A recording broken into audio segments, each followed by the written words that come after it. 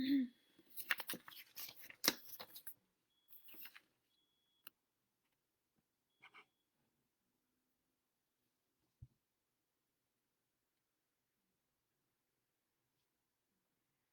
right, we are live. Took me a minute. All right. So, as everyone knows, I have been campaigning for my granddad for a kidney. So, he has been on 16%. Actually, he's been on 20% overall with both of his kidneys for the past 15 years. And honestly, that just makes him a living miracle. Really, he is a living miracle. My granddad is my favorite person. I'm campaigning for him. I'm going to do everything I can. So if you see me blowing up your feed, know it's for a good cause. My granddad's so sweet. But I know in the comments below, I'll have the description. If you guys are just able to share this video, he has about 2 months before he goes on dialysis.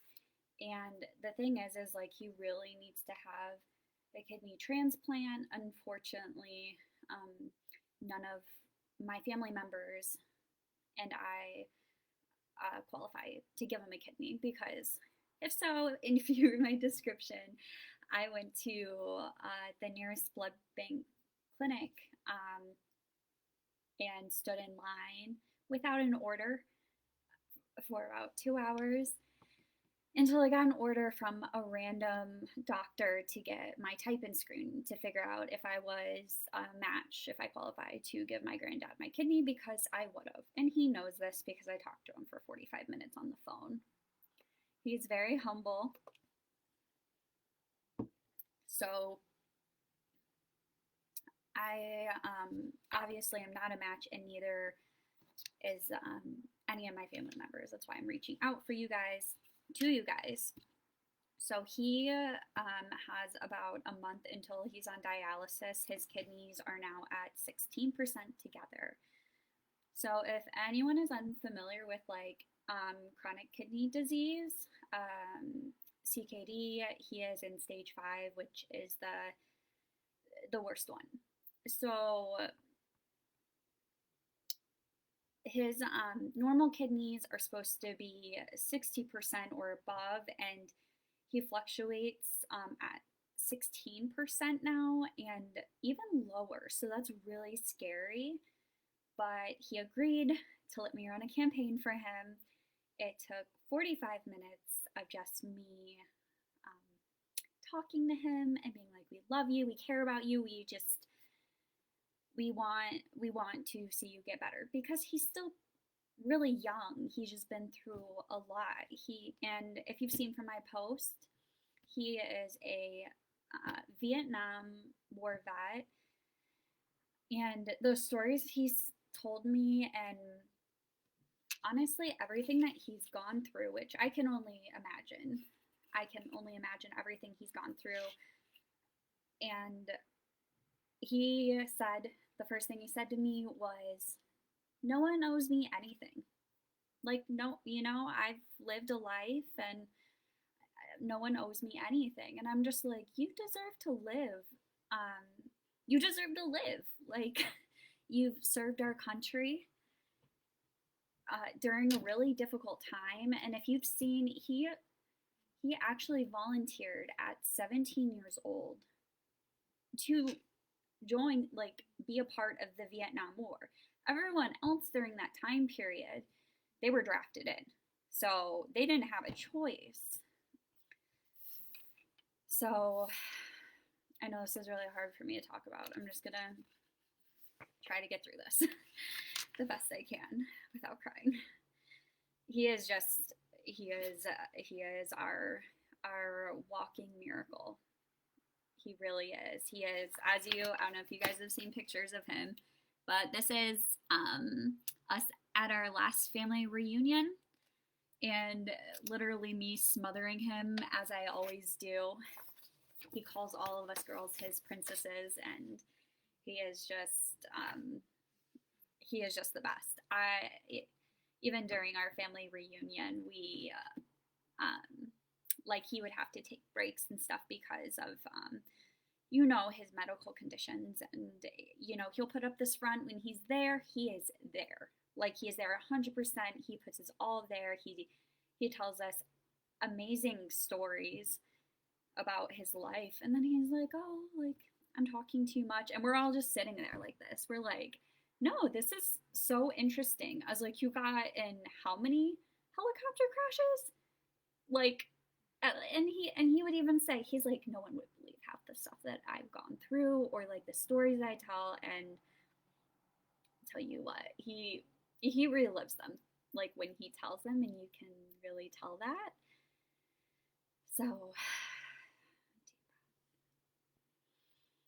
my granddad is my hero. He is my dad. He has helped raise me. If you guys have heard my story, I keep reposting. I've been sharing this to everywhere and anywhere, honestly, whether it's a swap and shop or an all moms group, or you just never know who you're going to reach. And I've actually had some people reach out to me who are getting tested, and the testing process does take a little bit of time. That's why when I say a month, it's really less than a month that we have to give, like, to find him a kidney donor. Like, it is less than a month, because he's going to be on dialysis. And if he gets on dialysis before he gets a kidney transplant, the odds of recovery, his quality of life, everything else, it's just like, if anyone knows anything about dialysis or kidney transplant, you go to dialysis, you're hooked up to this machine 3 to 4, possibly 5 days a week, and that's maybe 4 to 6 hours at a time of your day. And by the end of the day, I'm a nurse. I've seen patients come back and they're done. They're just exhausted. They're exhausted from the dialysis. And I've seen dialysis keeps you alive. It filtrates your blood, and it pretty much takes out all of those toxins that your kidney isn't actually able to filter out right now because of, you know, how much your kidney disease has progressed. So right now, my granddad has a buildup of toxins in his blood that is making his kidneys function at a really low rate. He's at stage 5. I don't know what stage 6 is. It's not an actual number. It's not a real thing, but it is like, he acts tough, but he really needs a kidney. And I am campaigning like a motherfucker. I might bleep that out, but I don't care, because even though I have anxiety and ADHD or whatever, I kind of put that to the side. Like, my granddad deserves to live, and my granddad deserves to have his story told. He deserves to be acknowledged. I reached out to 3 different news stations and 5 newspapers, and I got really frustrated one day when I was campaigning, and I may have attached my nursing resume to the Fox news station because I was like, I know it's weird, but I was also like, I want people to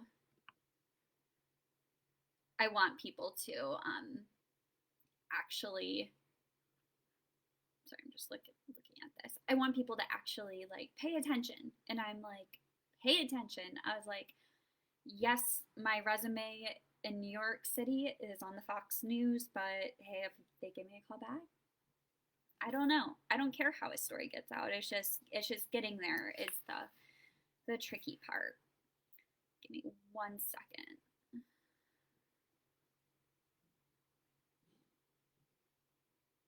Just trying to make sure this is working okay. Blah, blah, blah, blah, blah. Okay. I think it is working. All right. We're good. So, you know, I know some of you have, like, read the stories and stuff like that too about my granddad. growing up, we grew up really poor. We didn't have a lot of things, and he knew that. There were five of us, but he was always there. We went to my siblings and I went to a private school, and we had our khakis and the polo shirts and whatever. And every single summer, every summer, it didn't matter. He would take each of us individually school shopping, and he and to take five kids individually school shopping, I was like, that just made me feel like a special little person. Like, it's when you don't have a lot of money, or you have no money, or you're so poor that you don't even have change in the couch. It's just like we did not have a lot growing up. But what we did have was each other. And that is the one thing I will forever be thankful for. I'm very close with my mom, who's also close with her dad. And this is her dad. This is her life too. This is like my whole family's life. And even talking to my family about the campaigning brought up a lot of anxiety and a lot of emotions, just because of how hard it is. Even though he acts tough and he says I'll be okay, and he's not.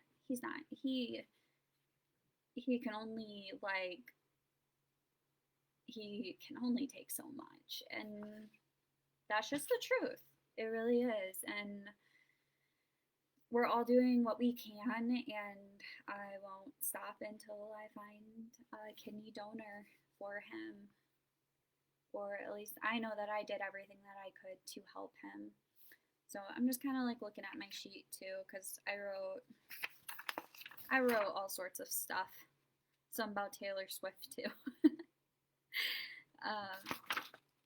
But my granddad's been sick for a really long time, and I've known that since I was little. I just, obviously being a little person, you don't realize like how sick you don't really understand what's going on. But memories that I do have from my granddad is like when I was little, I'd be sitting on the stool, I'd be doing his dishes for him too, and he's just my best friend. He taught me how to play hopscotch, and this tough war vet out there playing hopscotch with our khakis and like navy skirts, and it's just, I have pictures of that too.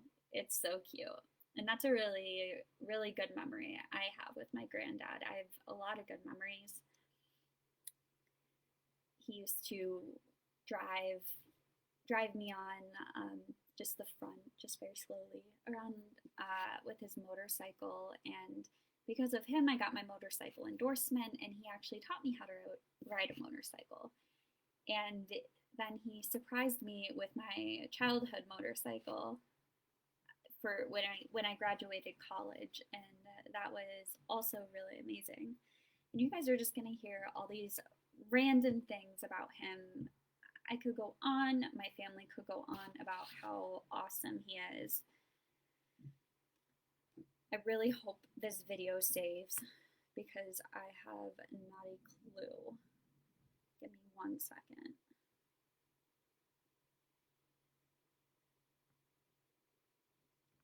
Give me a second. Okay. Well, I hope this video saves. I really do, because I'm talking a lot. So, going back to his kidney disease, I talked about the toxins and stuff like that. And my granddad explained it to me like the normal person. Say you have 1 cup of coffee. It takes 1 hour for your kidneys to filter out those toxins, and you recover. It's just how your body works. And for him, 1 cup of coffee takes 6 hours. It takes 6 hours for him to recover from 1 cup of coffee. And his diet is not a diet. Like, anyone who is familiar with kidney disease knows that the diet is like, what can you have? Like, what can you actually consume? Like, you can't have too much fluid. You can't have really any meat. You can't, it's a very complex, complicated diet. And yet, for the last 15 years, he has managed to do so well at stage 4 kidney disease. That is unheard of. It is unheard of, and regardless of his medical condition. What I think is even more amazing about my granddad is that, which I can't even do, he walks 10 miles a day. And that's not a joke. He literally walks 10 miles a day with his little, what is he called? He's not a poodle, I'll tell you that. Oh, miniature pinscher. Mr. Ruger. He is 4 years old, and his birthday is August 30th, if you guys care. But he, so with him and his little Ruger puppy, they walk 10 miles. And my granddad told me, he's like, I really think I'm only alive because I'm really strict on my diet. I follow it so well. He follows his doctor's appointments no matter where he is. And he also walks 10 miles a day. I don't even do that. I barely, I did a loop in the house today, and he's walking 10 miles, and that's not a joke. And it's really incredible. I know after graduation, I stayed with him for 2 weeks, and we would just walk for a very long time, and I would be the tired one. So if that says anything. So I know I'm kind of going back and forth about a lot of different things. I know if you want to learn more in the description, I have it all kind of laid out in a way, but sharing this video will be very helpful. It will reach more people, and that's my goal here, is just to reach more people, because I know that somewhere out there is somebody who can help.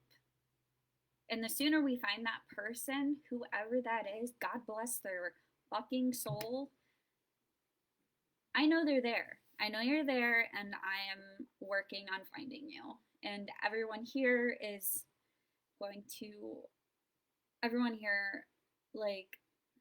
I really appreciate everybody and their support and their understanding, and it's just been one hell of a ride for my family and I. So I know I'm not a listy person, but I do just want to kind of have an organized thing I'm going to go through with you guys while I drink my beet juice. Yep, it's healthy. It's probably how my granddad feels when he really wants a steak. Mm-mm. I'm so sorry. Okay. So I'm going to kind of go through this a little bit. So my granddad, as I said, volunteered to join the Army at 17 to go to the Vietnam War. And his mom was upset. He comes from a military background, but his dad understood because he also was from the Army. So that was my great-grandparents. So they're amazing, by the way. My whole family is. So he served in the U.S. Army from the Vietnam era to the Desert Storm.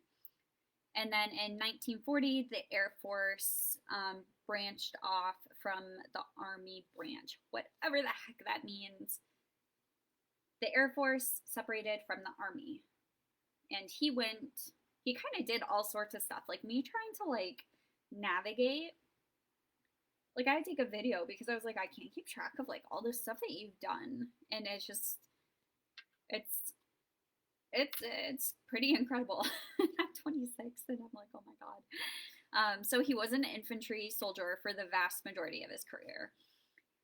Army recruiter with the Lansing platoon for 3 years. Bear with me, guys, with my punctuation. He also was a drill sergeant at Fort Knox for 3 years. And he said he actually really enjoyed that. And since he really enjoyed that, they kind of took it away from him. They're you're not supposed to enjoy this. What? That's not what the military is about. So They took him away from the drill sergeant stuff, even though he liked it. he's a goof. So so then he also went to Royal School of Signals at Blandford Camp in Dorset, England, and learned the Morse code. This man knows the Morse code. I don't know what that noise is. That's incredible. He's like 17, 18, 19 maybe, and he's learning the Morse code and doing this communication stuff. I didn't even know this until I was like interviewing him. I was like, so what's your life story? And he's like, we had to do it in small increments, of course. So I'm just honored that he actually let me share his story, because it took me 45 minutes of convincing, because I'm like, I love you, you're beautiful granddad, blah, blah, you know. And then a week of him just thinking about it, because he's like, no one owes me anything. I was like, the worst thing we can do is not try. That is the worst thing that we can do, is not try. And he's like, it wasn't until our family reunion that he was like, I looked at him and he's like, how can I say no to you, princess? And I'm like, haha, boom. So that was a big win for me. So I'm obviously, anyways, diverting. All right. So he used the Morse code and was a communication specialist. So this is his quotes. I handled all the codes from the president to DEA, etc., message. And so he pretty much did the communication specialist stuff and made sure things got from one place to another and then destroyed the information. This one's intense. Just gone. Poof. I don't know if I'm supposed to say that stuff. It's been years ago.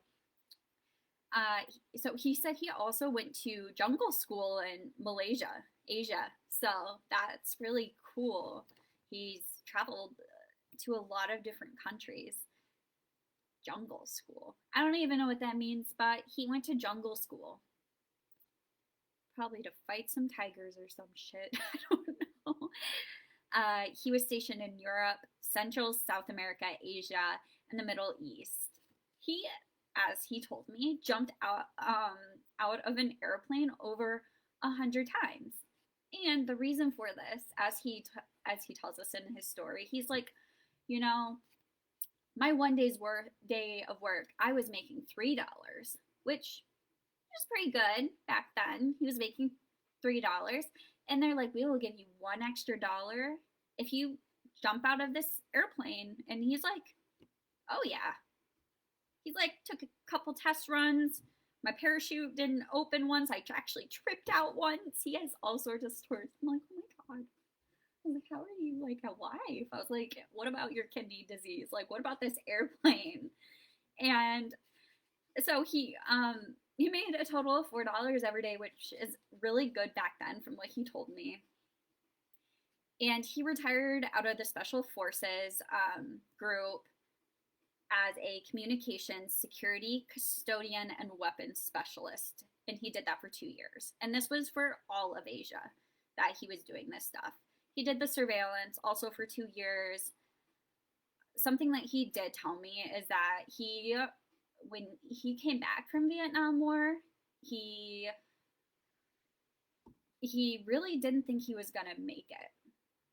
He said he pulled over on the side of the road and just like looked up at the sky or touched the ground, or was just like, he's like, hey, you don't go into war. And that's what he said. You don't go into war and think that you're going to come out alive.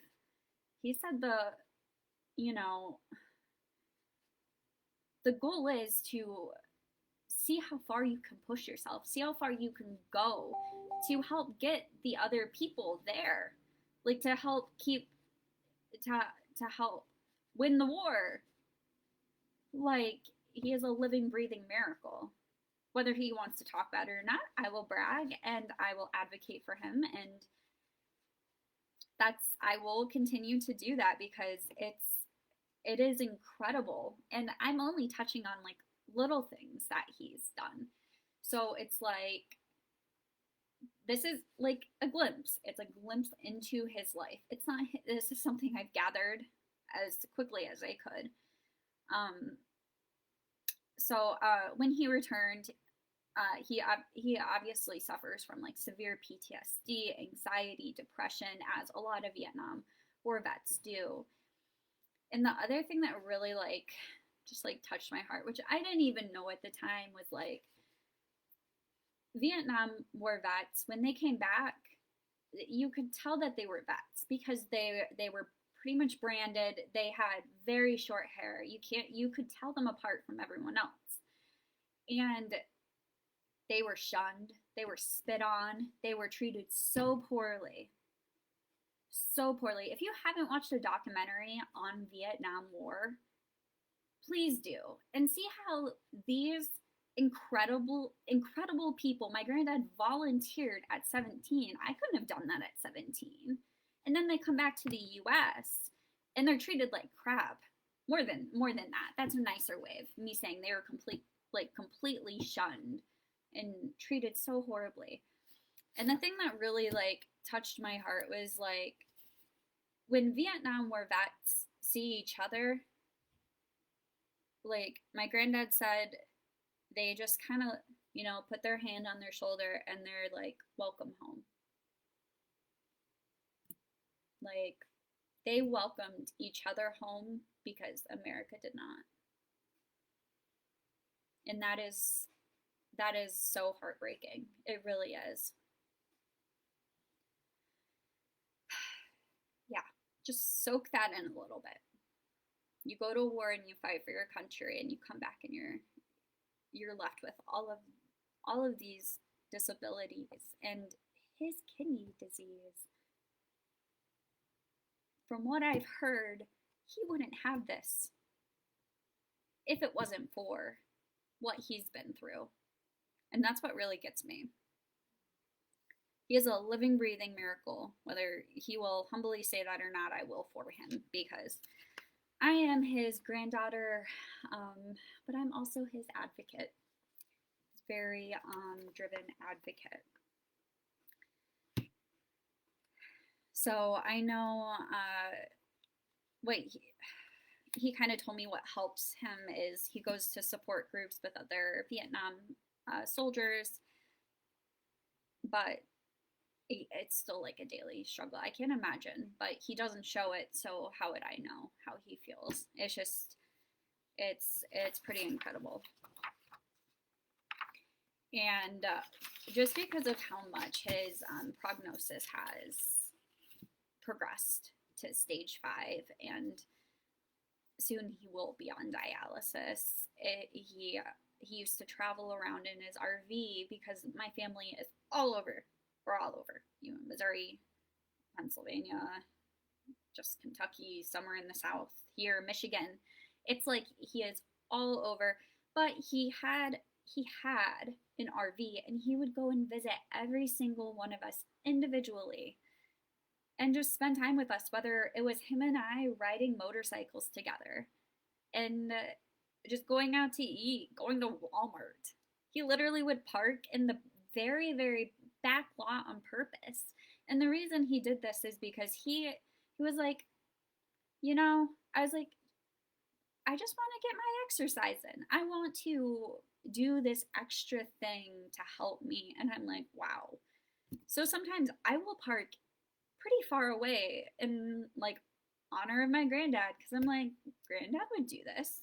He would happily walk rather than fight for the closest parking spot, which sounds so small, but very impactful too.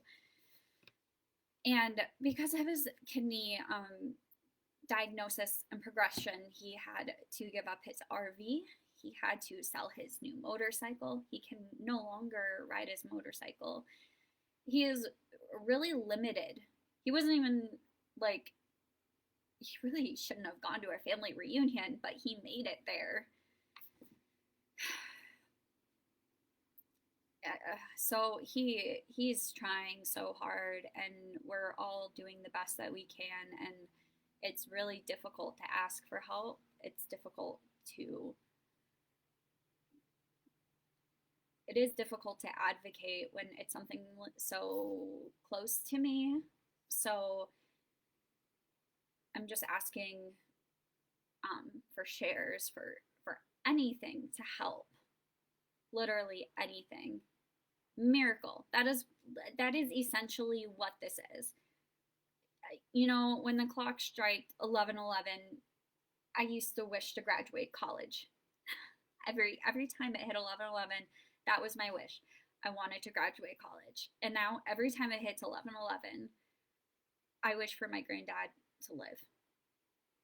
I wish for him to get a kidney and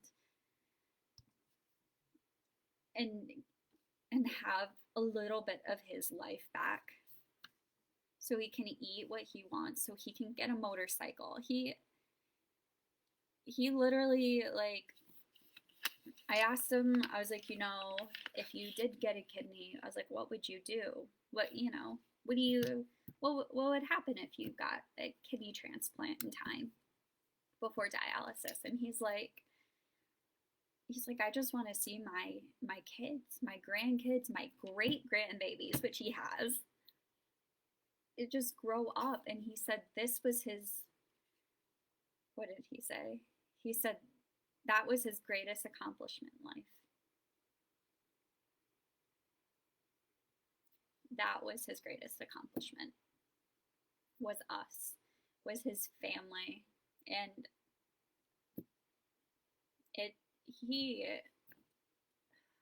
I like literally can't even put into words like how much of an amazing person he is, and how unknowingly on his end he deserves a kidney transplant. He deserves to live. I think one of the things that he randomly told me was he wants to go down the Grand Canyon on what are those, camels, on a camel or something. He has this whole list of things he wants to do, but at the top of that list he said he just wants to be with us, and we want to be with him. So thank you so much for listening to me, for just taking the time to just listen. That's all we need. We just need support, just sharing. I know it is a lot to ask, and it's not something that, like, it's just hard. It's really hard. But if you or anyone you know would be interested in donating a kidney, even if you cannot donate, even if you share this, I've shared it to so many places. You guys, it's about connection. If you guys are able to share it to literally whatever, random places, that would be so helpful, because even sharing reaches more people. I'm getting more messages. But we still need a kidney donor. We are still in need of a kidney donor. And when we find a kidney donor, I will be posting it everywhere. Be like, we got him. We found him. We have a surgery date. Like, that's what we want to get out of this. And you'll see in the description below as well. But so the transplant, our transplant communication guy, he's in Pittburg, Pennsylvania. His name is Mike. I've talked to him a lot. Yeah, I've talked to him a lot. And his number is 412-417-4442. Again, please share. Please help me and my family find the donor, a kidney donor for him. Thank you guys so much.